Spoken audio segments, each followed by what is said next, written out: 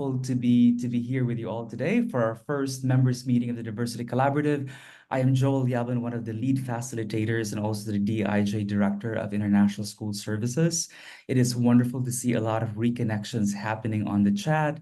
And also thank you for letting us know where you are signing in from today. I know there's also a lot of get-together in different conferences and organizations that are also hosting conference. We know that Tri Association has just recently concluded its conference, and also I know AMISA is also going to start its own conference very soon. And so thank you for joining us today.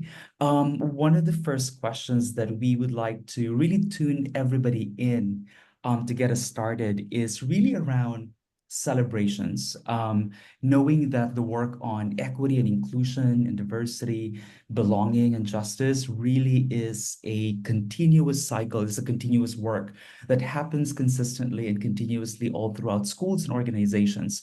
And so I'd like to lean into the works of Adrienne Maree Brown and Emergent Strategy that talks about change comes from cumulative shifts. It's really like fractal, right? It's like one pattern after another. And when you put different patterns together, it creates that kind of big change that happens across the organization or international school sector. So my question is, what shifts have you been leading and noticing in alignment with our values of the Diversity Collaborative? So I'm going to give you sort of 30 seconds to think about it, but whenever you're ready, please feel free to type it in the chat so that we can see the celebration that is happening at the moment.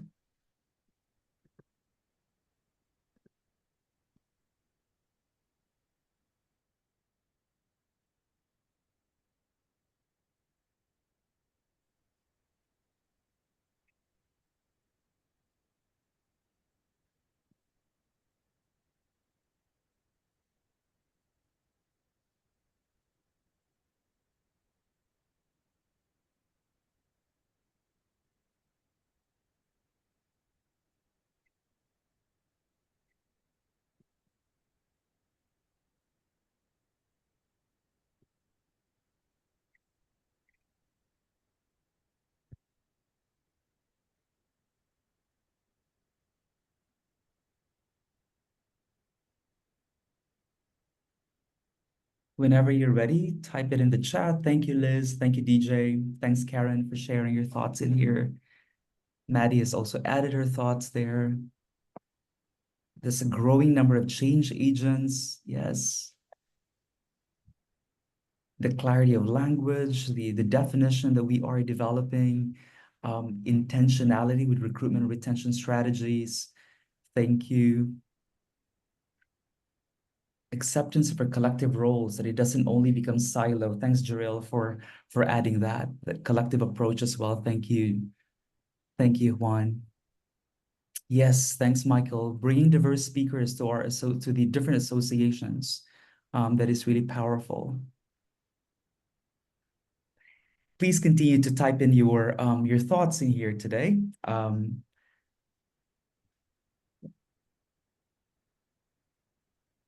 As we move on to our time together. All right. The next part really is this particular norm has been developed by a variety of members of the Diversity Collaborative throughout the years, and really it talks about psychological safety, listening with intention to learn and unlearn, practicing inquiry, and examining our privilege. I'm going to pass you on to Molly Faye to facilitate this our questioning around norms today. Molly Faye, on to you.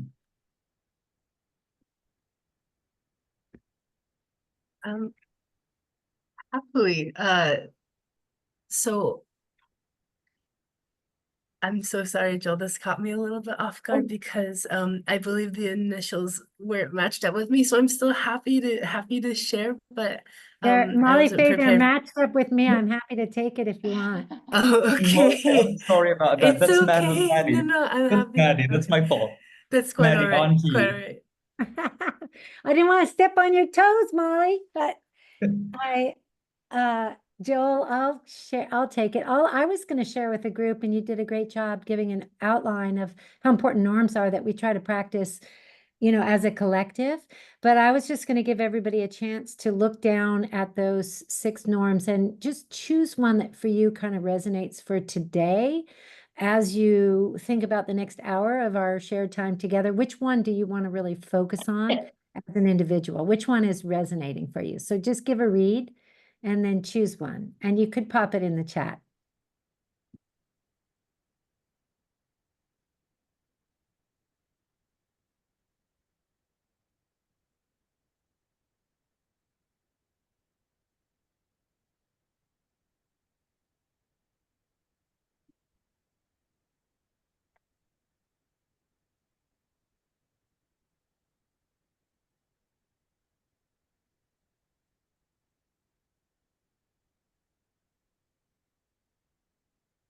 Thanks, Maddie.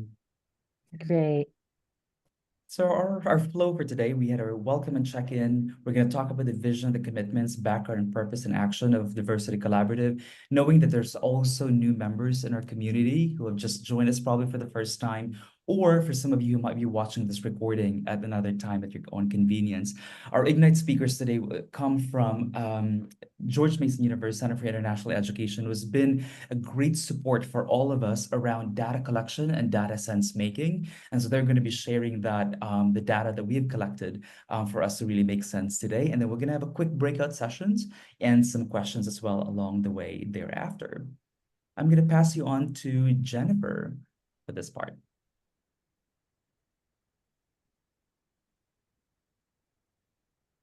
Not sure Jennifer's in the room. She's on mute. Jennifer, you're on mute.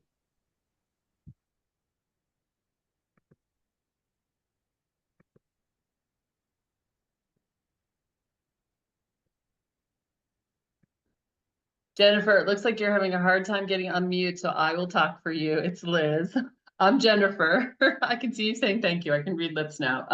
So the mission of the Diversity Collaborative from the beginning has really been ultimately to create what it says here, more diverse, inclusive, equitable, and just schools. And we decided early on that we need to focus. So the focus has always been on leadership. It's not to say that's the only thing that's important to do this work, but we really wanted to stay focused. So, and our vision is, again, that schools would become holistically more equitable, inclusive, and just.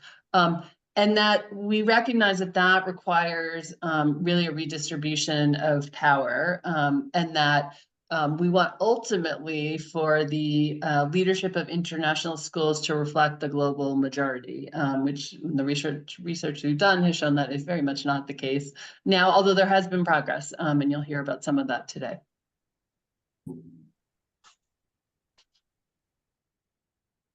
And that's me again, our commitment. So they flow right from the mission that Liz just shared, is we are committed to challenge international schools to address the absence of diverse leadership.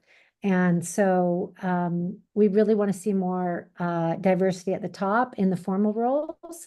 And so that's the call to action.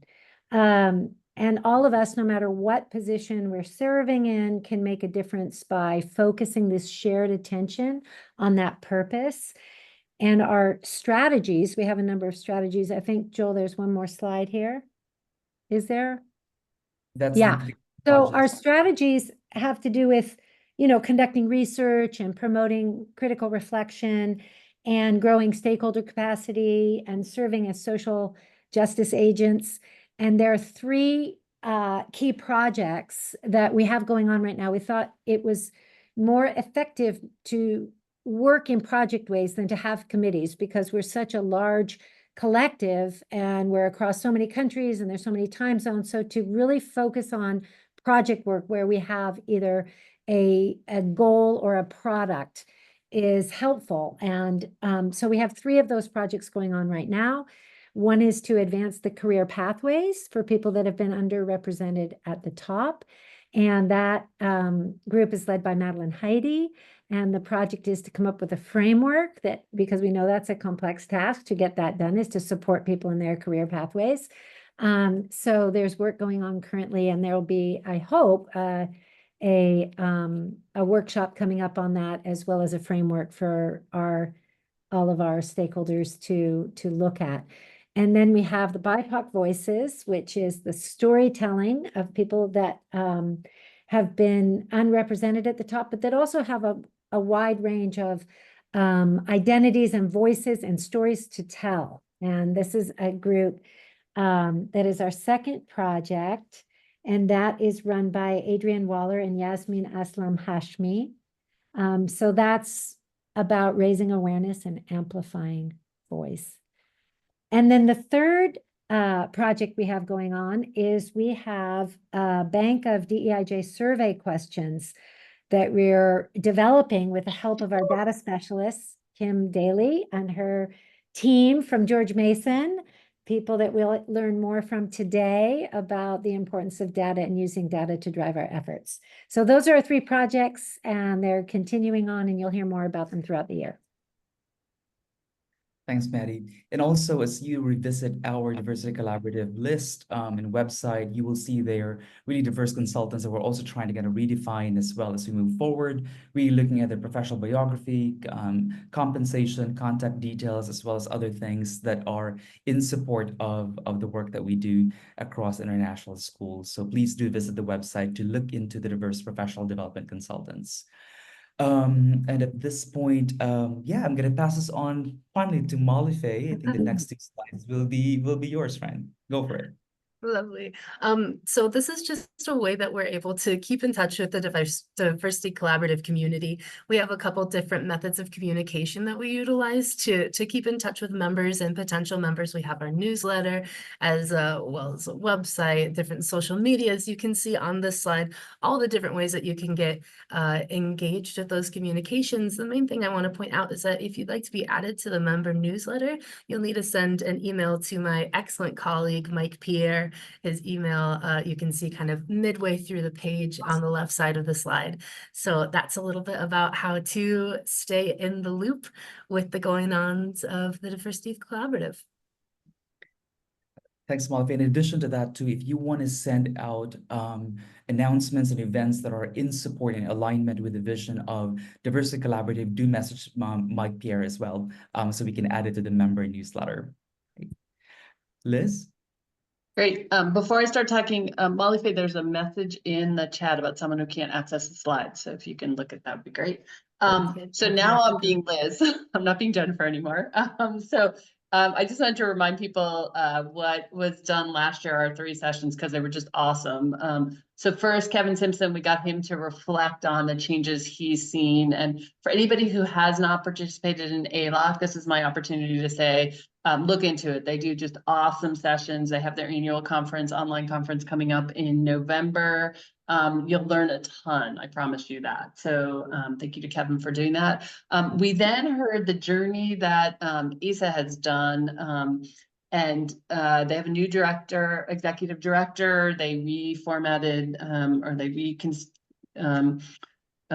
they put their board together in new ways, and they also came up with just an incredible resource of DEIJB resources. So highly recommend that you go on there. You will learn a ton about what schools are doing, and they continue to update that. So kudos to them. And then finally, we had Dr. Yolanda Celia Ruiz from Columbia come and talk to us, and her archaeology of self is just incredibly compelling. She is actually going to be at AIRCOS, so for any of you in Asia, if you're going to the AIRCOS conference, she'll be a keynote there, so we'll get to hear from her again, which will be super fun.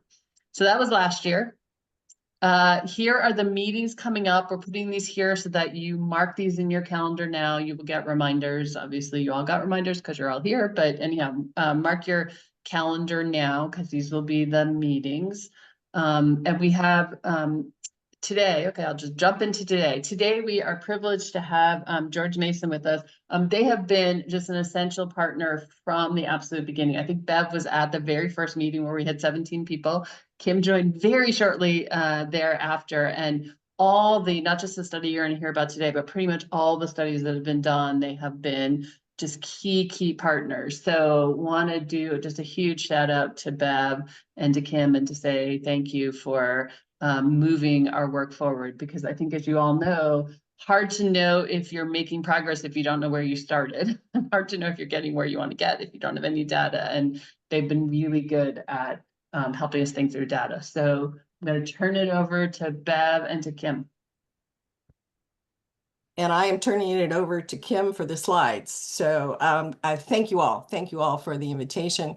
Thank you for having us give you the overview of what the current data says in terms of a broad swipe at international schools and what they're doing with internationalization, DJEI, all of the terms that we use. Kim, can we have the slides?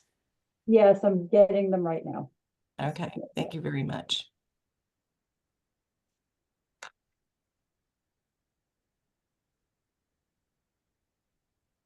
In the meantime, I'll talk to you just a little bit about what we were trying to do. Some of you may remember, we're going to skip through some of these because of our time frame, but some of you may remember in 2019. Diversity Collaborative. There we go. And can we make that full screen?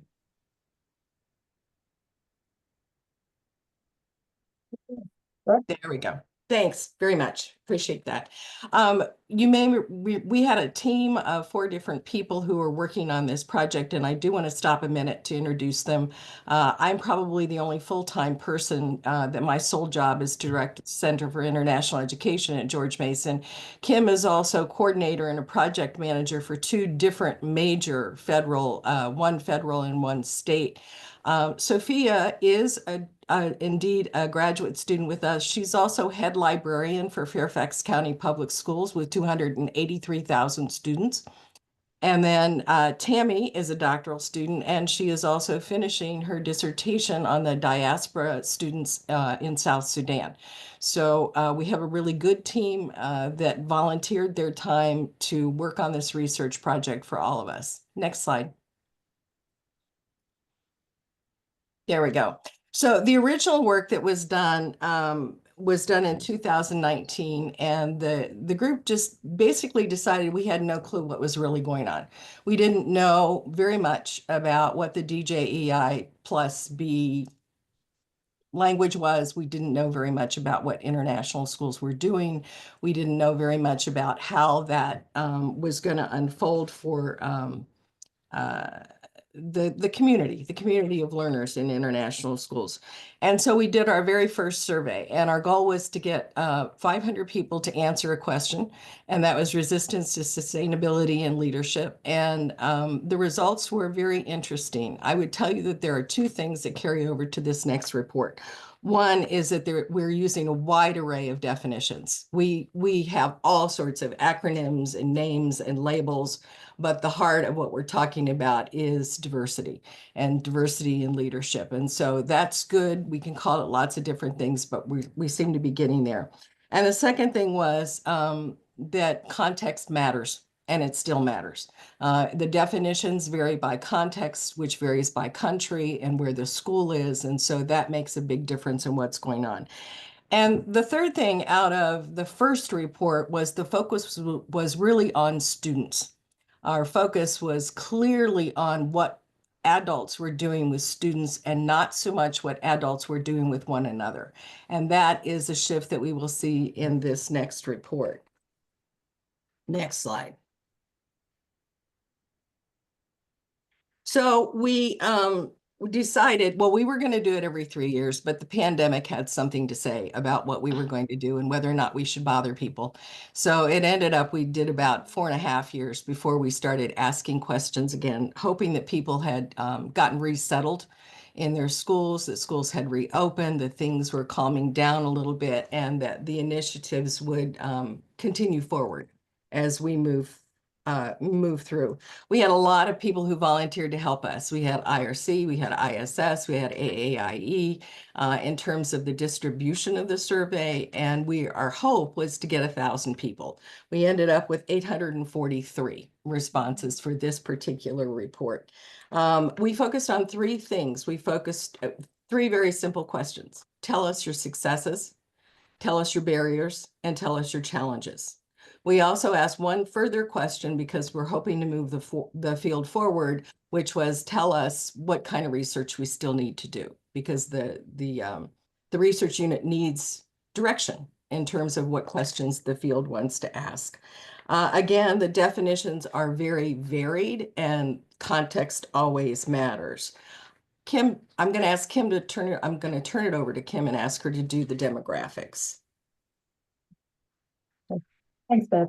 Okay, so for the demographics, you could see them on the slide, and there are definitely these nice little graphics are in the final report, so you could look at them far more clearly there. But we did see that we did talk about expanding roles. And one of the things we did on this survey is for the roles that the respondents had in terms of the schools is in the previous survey, we had things like your head of elementary, your head of seniors, your head principals of schools. But when we went back to revisit the survey from 2019 to 2023 and 2024, one of the suggestions that came out of the group that was reviewing the previous survey was adding a head of academics, director of learning, curricular coordinator role, because we wanted to make sure that we were getting the correct roles of the people who were answering the survey. And we wanted to see if that had changed over time, particularly also because of the pandemic. So that is reflected in this survey. And we did see that we had 21% of the people who answered the survey came out of that role. The other thing we did is we changed the way we were asking race. In the previous survey, we did allow them to self-describe, but we also had categories for them put in.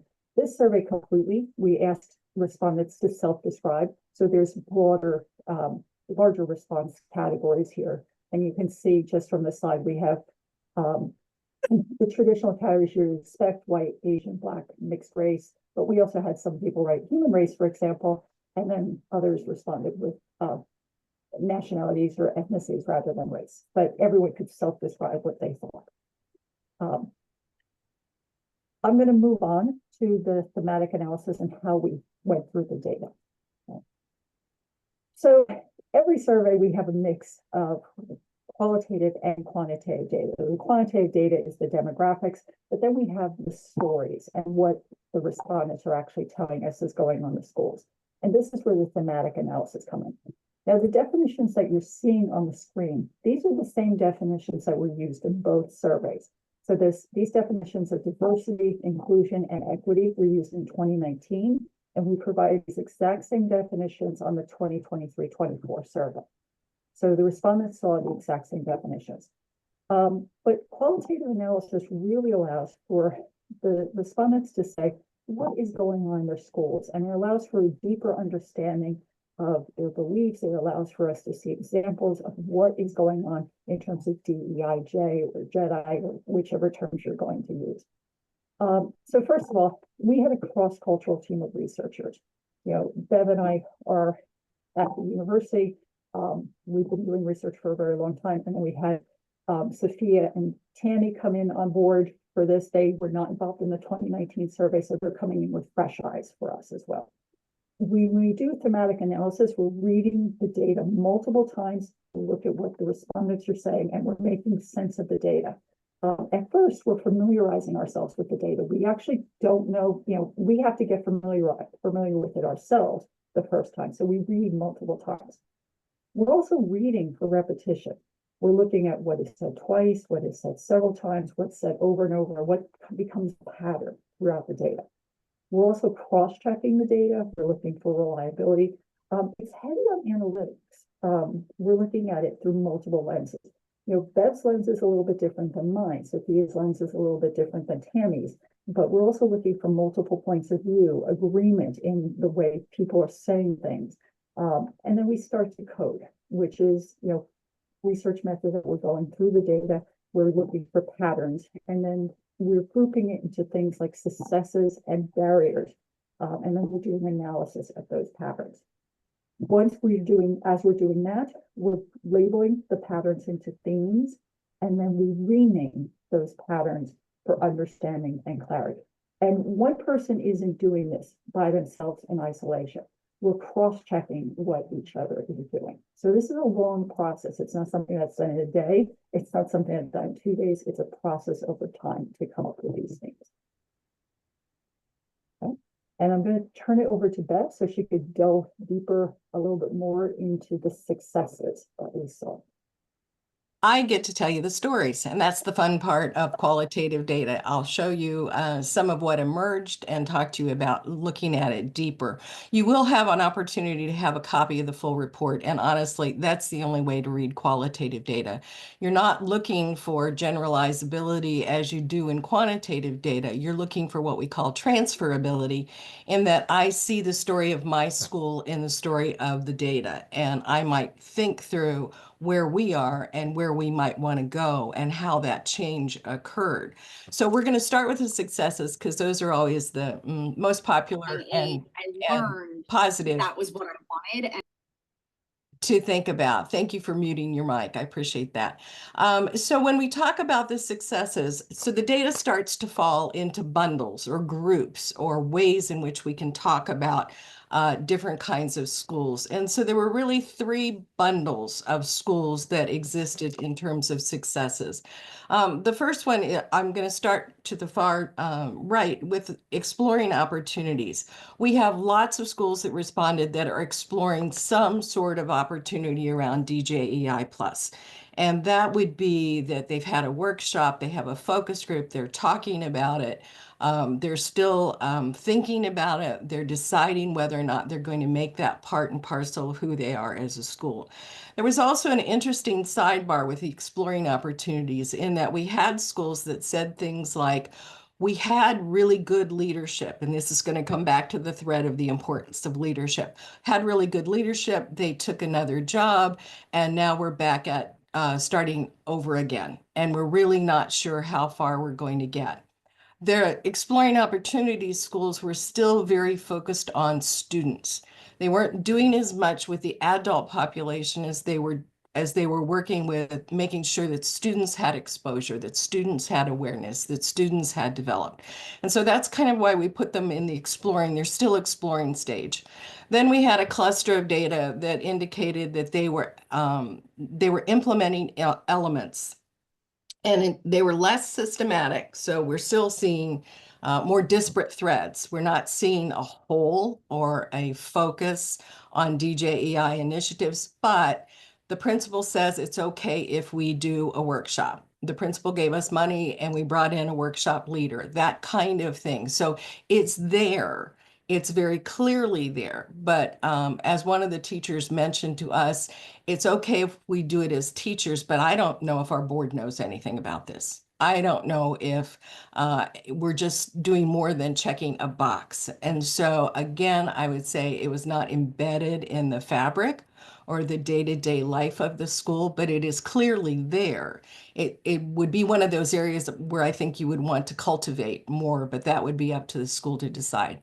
And then the transforming system schools are the ones that are really top to bottom. It is clearly embedded in the identity of the school. They would write things and say things like, we're not just an international school, we're an internationally diverse school. We see it in hiring, we see it in anti-bias training, we see it in their marketing, we see it in their school policies, in their policy documents. We see it in terms of the leadership itself. And important in this transforming school is governance was included. School board knows, school board supports, school board agrees that these are things that are happening. And then it goes all the way into with the student population and the curriculum. So you're really seeing this strand, this kind of golden thread that you can pull, that you know that it is top to bottom. And they're not, they're on sustainability. And most of them were 3 to 5 years old. So they have been doing this since we first asked questions in 2019, and they never stopped. So this is where we start to see systemic change in the school and the way they talk about the conversations, the way they talk about the fact that we don't consider any decision without considering DJEI plus. All right, that is very much a part of the fabric of who they are. And so this is what we're still seeing in here, although I would tell you there's more growth toward implementing and transforming. Now, I don't want you to think that we don't have resistance categories, because we do, but at least for this data and the people who decided to answer this survey, there was very little resistance. There were a few comments that diversity is disruptive in a negative way versus diversity is disruptive and it empowers all of us to think differently about what's going on. So there is a stream of resistance that's still there, but it was not as evident in this survey as it was in the first. Now, that can either be who's answering, or it could be that people who are very resistant aren't going to play. They don't want to participate in this kind of work, and so they just don't answer. But some of it's still there, but it wasn't nearly as loud as in the first survey. So I consider that to be good. I think that's a really good sign. So reading about these schools and the way that they're transforming and the vignettes that they share about how they make it work and what happened is something that you would see in the report, and you might find that valuable to you. The next slide. Then we have to go to challenges and barriers. And this is a little overwhelming, right? But two things, and I'm going to move to another slide in just a second. One is these are not ranked, all right? They are all flat. In terms, there was not one that was more powerful than the other. They were all situations and stories that fit the context of the people who were responding. And number two, again, when you ask more people, you're apt to see more challenges and barriers. That's just a normal part of people giving you information. That doesn't mean that things are worse. It does mean, though, that they're making more visible what they are challenged by and ways in which that we could work together. So in order to make sense of this for ourselves, could we have the next slide? We use Bronfenbrenner. I'm an early childhood person, so Bronfenbrenner fits for me because it makes sense of the ecology of a school and the ecology of the model. And I want to talk through just a few of these things, being mindful of our time. But in terms of the macro level, the meso level, meaning the middle, and micro, meaning closest to the students and closest to the faculty, there are clearly systematic challenges in the systems themselves that in some cases they really cannot, they can't change, right? There are things that are in the government, things that are legal restrictions, things that are norms within the culture that are very, very difficult to change. They mention them, they talk about why they are there. The other thing about the systemic challenges is that people are trying to do too much, right? And so they don't know where to focus their time and attention. And we see that in schools all the time. That's not at all unusual. We roll out this next bright, shiny new thing, and then we roll out another bright, shiny new thing. And teachers and the faculty and the whole structure gets overwhelmed with what is it we're supposed to be doing, right? And where are we really focusing our attention? Comments that came into to things like that were things like, are we just checking a box or are we really doing this thing? Yes, we've got loose support for working in DJEI initiatives, but you know what? There's no budget. So if there's no budget, that's a driver in most schools. If you don't give me any money to do this kind of work, then I'm going to be thinking maybe we're not really doing this kind of work. And that was very clear with that. Government restrictions and bureaucracy restraints on new hiring, visa officers that if they see the picture, they won't let the person in the country.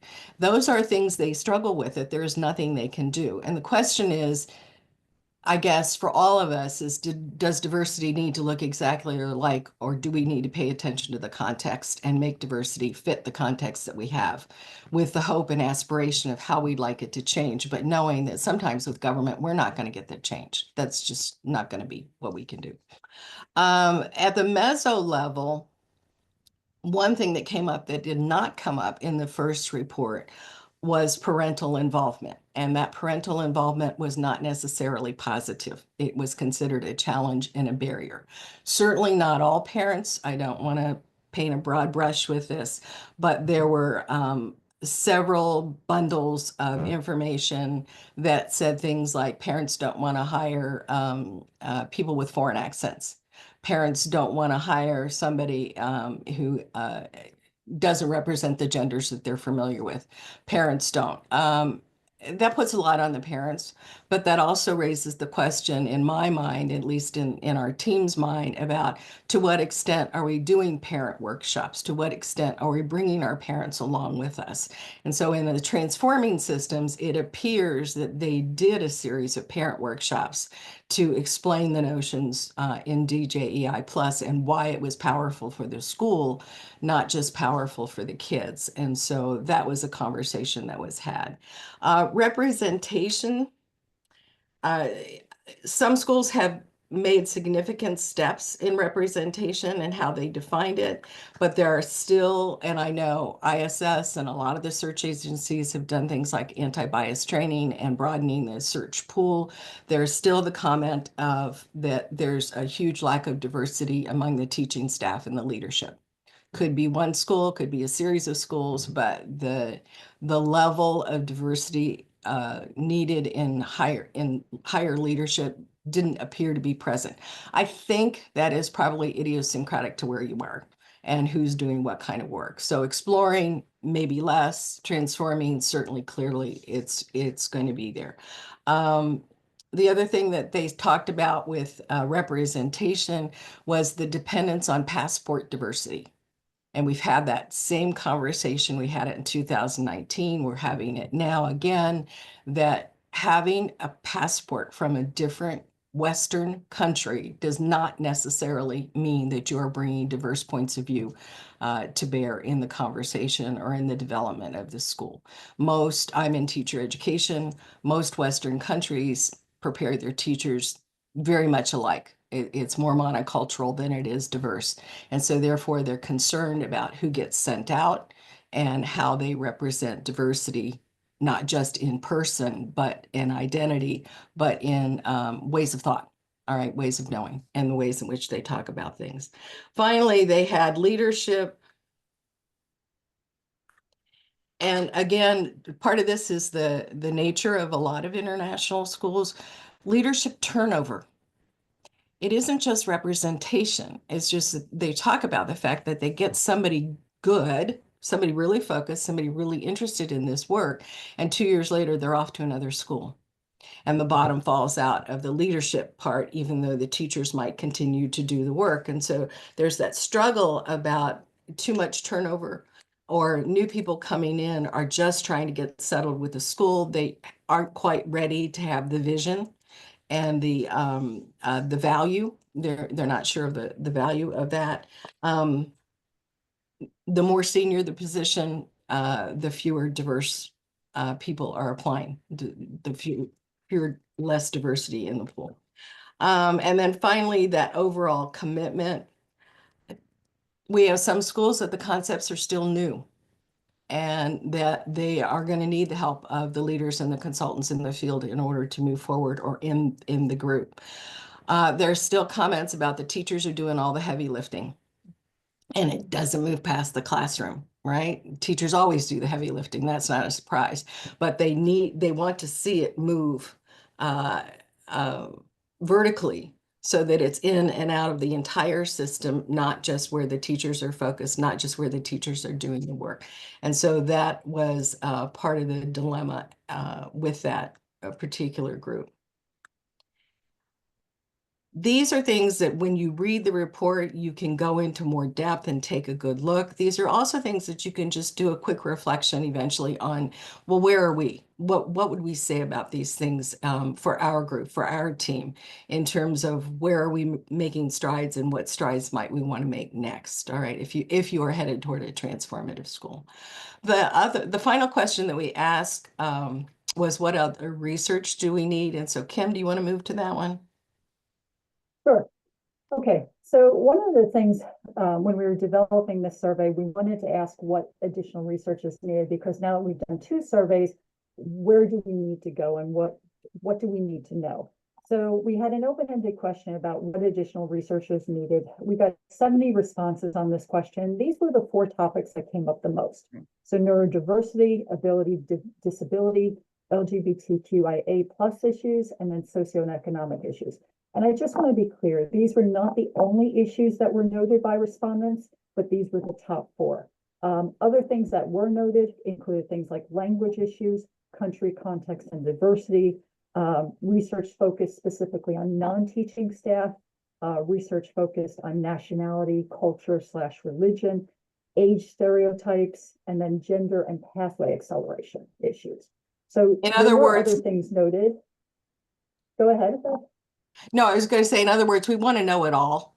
That's really where we Yeah. are at this point in time. And none of these are outside of DJEI. All of this is embedded in what we've already started. This is not switching to a new shiny thing. This is how do these all fit together? And I think that makes a difference too. Yeah, I was about to say that these are all, these are all related to DGI work, and these are things that schools are working on. Particularly, and I know with the question bank committee, we've been working on different topics, to develop question banks. And these have all come up pretty much as topics to go at some point with the question bank too. So, it's not that this is, new, and it's all part of the same DEIJ work. So what? Let's talk about the so what. So moving forward, and we're going to get ready for some breakout groups. The idea is think about what you're doing in your school. If you're going to engage in DEIJ, belonging work, JEDI, whichever acronym you'd like to use, because I know there are a lot out there and different schools like to use different acronyms. What are your successes and how would you characterize your school? These are questions for thinking. What are your challenges? We just went through some of the challenges that we saw in the survey. We went through a lot of the successes we saw in the survey. And then lastly, in terms of sustainability, Bev mentioned, one of the issues that's a challenge or a barrier for a lot of schools, if the leadership turns over in 2 years, then the bottom falls out of whatever they start doing. But that's a sustainability question. How do you sustain the work? How does DEIJ become part of your school's identity? And how does it keep being part of that school's identity?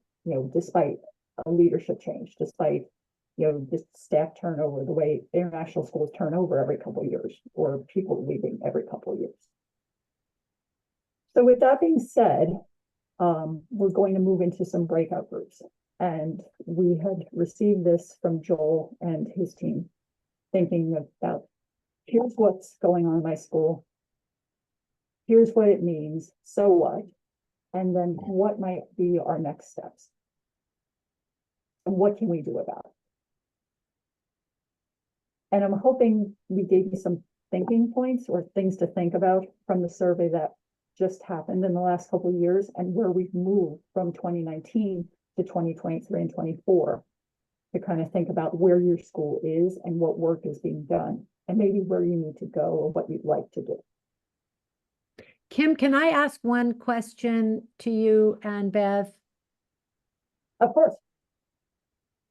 I'm curious about one thing that happened in the first survey and whether you saw any prevalence in the second survey, and that is the term you used, minimization. You saw a lot of minimizing in the responses the first round. Did that diminish in this second round, or was it still there? Because you talked about transients and those other things that make people say, okay, we're not getting people to the top. Was that still in this round of surveys, or did it recede as a, prevalence? I guess I would say that it's receded, Maddie, because not because it really has, but because they didn't mention it as often, right? So that's a matter of who's responded. So is it important to have diverse leadership? Apparently, especially in our transforming schools, it was really important. And even in our schools that we categorized as implementing elements, they had done anti-bias training. They wanted to have diverse leadership that was there. So they were not minimizing the importance of that. On the other hand, that doesn't mean to say that, somebody behind the past the 843 don't feel like it's not really important. There is still that diversity breaks the culture of the school. That actually is a statement that comes out, but not nearly as much as it did before. Okay. Yeah, I also think, Maddie, there are schools that, they're not going to answer to. if they're not doing something, they're also not going to answer or not. They don't tell Those us. aren't respondents we got. Yeah. They're not responses we had. Well, that's interesting in itself, because last time they would put things down like, well, nobody applied, or, you know, a lot of those minimizing statements. Not as Mhm. much of that Yeah. by any means. The only thing they did talk about was at the very top, finding a diverse pool for school heads and the upper leadership in a school was more difficult than they anticipated. But that also indicates they were looking, which is good. You know, if they can say that it wasn't there, that means at least they were looking. Hmm. Thank you. Sure.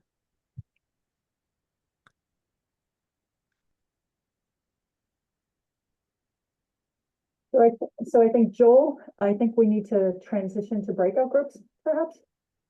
Yeah, Oh, thanks, Kim. Pat, I see a note in the chat. I'm curious if you could share what percentage of the schools were in the transformative category. That would be very difficult because these are qualitative responses.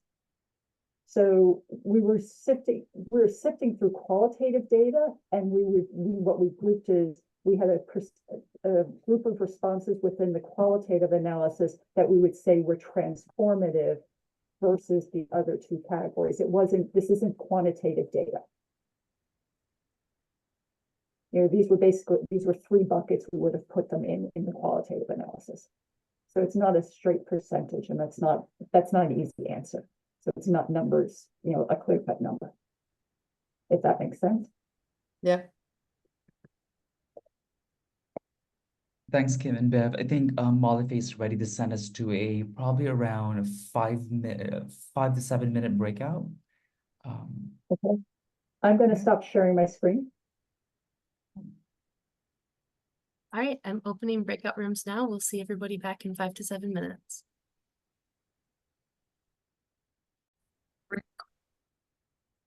Everyone's back for our breakout rooms.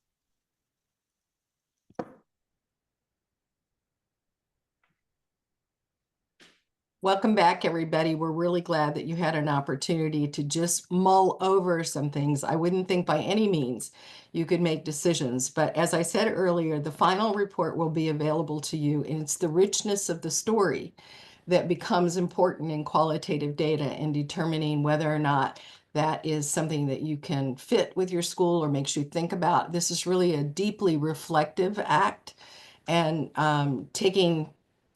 while we can give you an overview, we really are not taking the time to have you do the deep kind of reflection that you would need to do in order to do that. But thank you for your time today. I would like to thank Kim for all of her work on this, as well as Tammy and Sophia, because without them, we wouldn't have this report. Thanks, Joel. Thanks, Hey, Bev. Joel, Passing I to just Kim. saw a question in the chat. There were 840 respondents for the survey, but the schools in the report, they're anonymous. So that I can answer for you. Thanks, Kim. We are wrapping up, and I'm going to pass you on to Jennifer Beckwith. Dr. Beckwith, on to you. First of all, I want to thank you so much, the George Mason team led by Bev and Kim. Thank you so much for this research, for doing this work for the Diversity Collaborative. And as Liz said at the beginning, Bev has been with us from the very beginning, and so she clearly understands what we're doing, why we're doing it, and it shows in the report, and we're hopeful that everyone will have a chance to really read this. I think that not just we're thankful for Bev and the team, but we're also thankful for those participants who really, the 800 who gave of their time, because if not, we wouldn't have this information. We now have another template, something else to look at, something else to go forward with, and we understand and know that more research is needed, and in other pockets, and how we will do that has to be one of those things that we're looking for in the future. And I think that's going to happen with some of the pathways that you saw earlier, in terms of one was career, and there were two others that we're going to look at throughout the next meetings. I wanted to just say we have to remain committed to the idea that equity is not a destination, but a dynamic process that requires our constant attention and our efforts. And I know because you're here, it's important to you. And because it's important to you, we are also grateful to each of you as a participant. I think one of the other things that we looked at today when Bev started, she talks about bundles of success. And that is what we have to keep putting forth every day. But we have to talk about that success. We have to also remember that some people don't understand that success, and what that success looks like in every school will be different. Without a sincere effort to understand the historical roots that are within those schools, the current problems that are caused by race and racism, we will continue to passively accept the status quo. And that is something we can't do, because we have to help our students, but we also must keep diversity, equity, inclusion, belonging, justice as a part of our everyday language. Once again, I want to thank you. I think you have seen already when our next meeting will be, and we're looking forward to you being a part of that. And to Joel, who is the leader of this for us, and to ISS, we really appreciate everything that you do, and we look forward to seeing you again at our very next meeting. Joel, anything else? All right then, guys, we know your time is valuable. We look forward to seeing you next time, and thank you again. Once again, George Mason, you rock. Bye, everyone. Bye, Jennifer. Have a good day, everybody. Thank you.